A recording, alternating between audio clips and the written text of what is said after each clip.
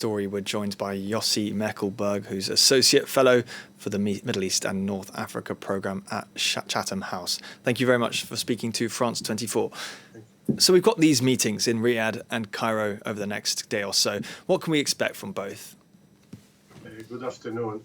No doubt that both sides are playing brinkmanship now because they know what is at stake. There is pressure in Israel, and rightly so, to do anything possible to release the hostages. Israel is putting pressure in the sense of if there is no agreement soon, it would enter into Rafah, and we know how dire could be the consequences of entering in full military force Rafah.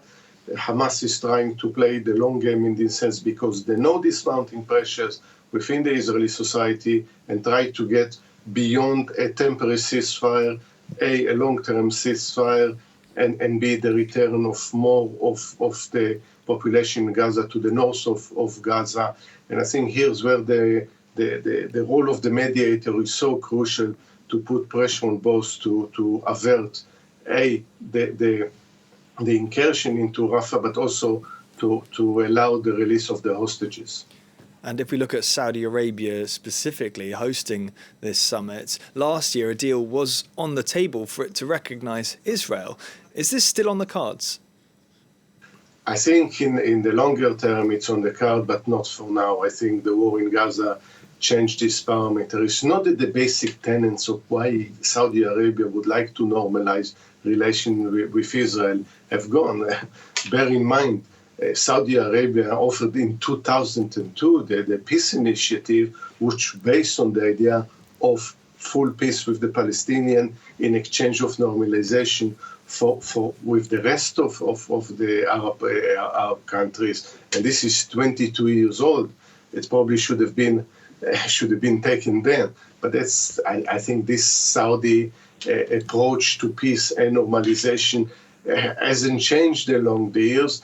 And it's always been, whether it's the Abraham Accord or the Saudi initiative, a question of consequence.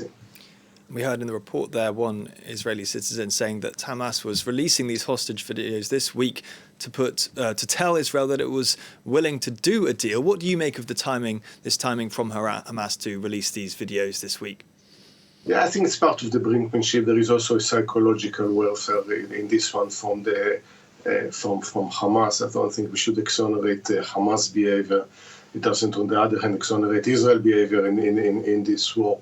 But they're playing with the family, and it's a way to exert pressure within Israel. Listen, there are still hostages alive, and the quicker you reach a deal with us, the more likely you'll get more hostages alive.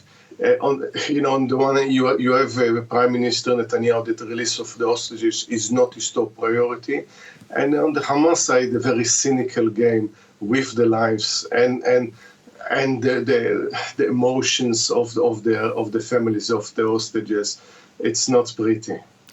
And this Sunday, then, if you were to put, say, a percentage chance on this ceasefire actually happening, where would you have that? Well, I don't have the crystal ball with me, but I think it's getting closer. The easiest for me to say it's 50-50, but I think we're approaching this point. Much of it depends on how much pressure is exerted on the one side on Hamas, on the other on Netanyahu and his government. And will this be then, if it were to happen, another short pause in fighting, a longer one, perhaps a more permanent solution? We know, of course, Israel is determined to see its war on Hamas through to the end. I think if the agreement will be, even if not for a permanent one, at least at this point for 6-8 weeks, it will create a new dynamic which negotiation on a permanent ceasefire will be possible. But this war is not all for an array of reasons, domestic and international, and we saw how easily it could flare up. And in the meantime, the border with Lebanon is also heating up. So I think at least a temporary ceasefire will allow more humanitarian aid to enter into Gaza. It will allow the release of the hostages. and then to try to create a different rationale that averts a war, incursion into Rafah, and probably looking at a longer-term solution.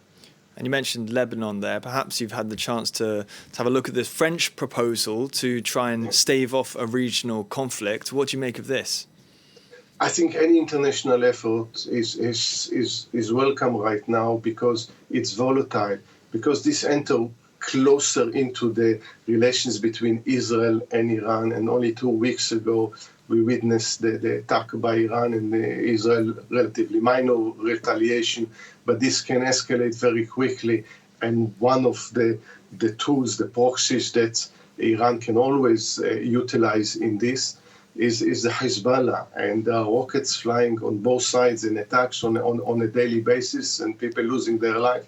So this can very quickly deteriorate. So I think the intervention by France, because France historically and traditionally has more impact in Lebanon, but also the United States, is very much welcome.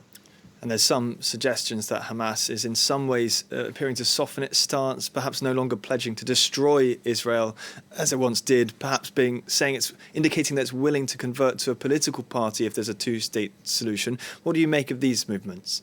Well, in principle, Hamas always been also a political party. It always had a military wing and a political side to it, and it's an ideology.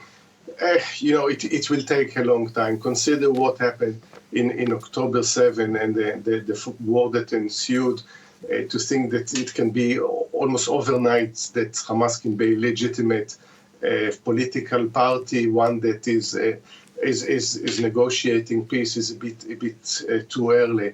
But, things happen in this kind of wars in which parties change, government change, and then you can open up to new opportunities. At the end of the day, Hamas is an issue for the Palestinians to deal with and to ensure that if it makes a transition, a new leadership comes there that wants to make peace with Israel, and Israel is ready actually to make peace along a two-state solution, then it would create new conditions. But I think we are ahead of ourselves on this one.